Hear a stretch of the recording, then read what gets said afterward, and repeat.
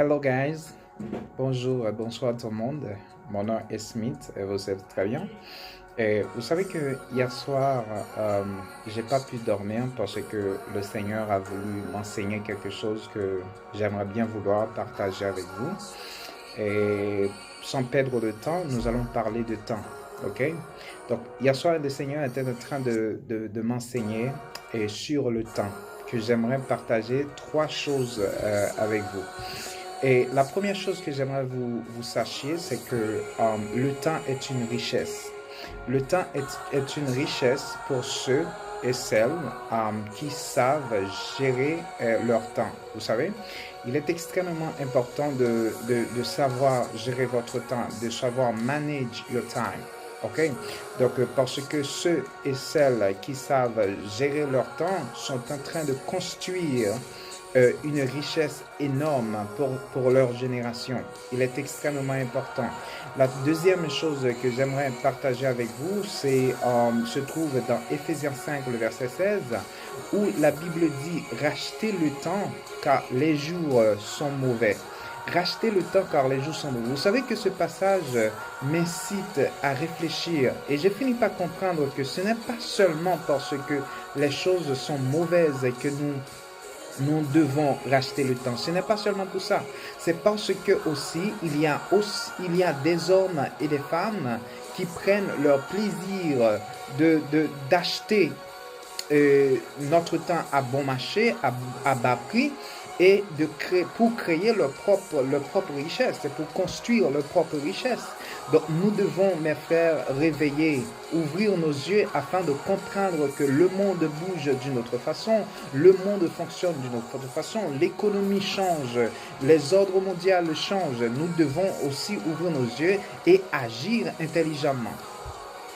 À noter, je ne suis pas en train de dire de ne pas travailler, je ne suis pas en train de dire d'aller renoncer dans votre travail, c'est pas ce que je veux dire, parce que la loi du travail est biblique et c'est spirituel, la loi du travail. Nous devons travailler, c'est une obligation que nous avons de travailler, étant qu'enfant de Dieu, nous devons travailler.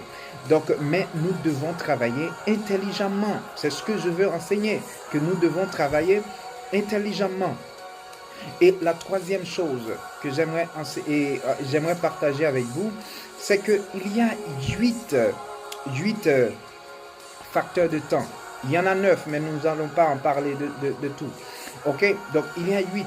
Dieu agit toujours en fonction des saisons. Nous avons les saisons.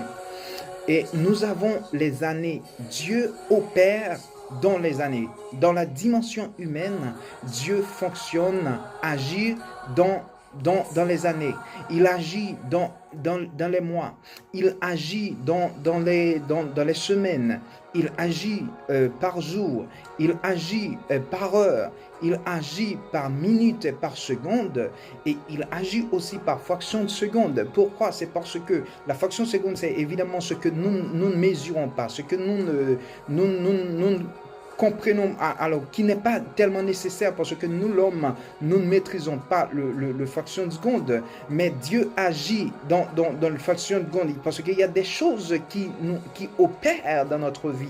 Donc c'est parce que Dieu agit d'une façon au-delà du temps et que cela opère. Ok, parce qu'il y a quelqu'un qui m'a dit que il y a seulement 1% des choses qu'on peut voir. C'est-à-dire, il y a 99% des choses qu'on ne peut pas voir, qui sont invisibles, mes frères et sœurs.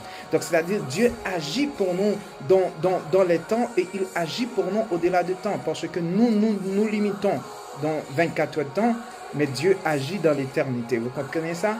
Donc, il est extrêmement important de partager ces mots avec vous afin de vous encourager, afin de vous aider à utiliser les réseaux sociaux d'une autre façon. Je ne suis pas en train de dire de ne pas utiliser les réseaux sociaux, mais utilisez-les, s'il vous plaît, d'une façon décente, d'une façon utile pour vous, pour votre génération, pour la société, tout ça, et afin que Dieu puisse vous bénir d'une autre dimension.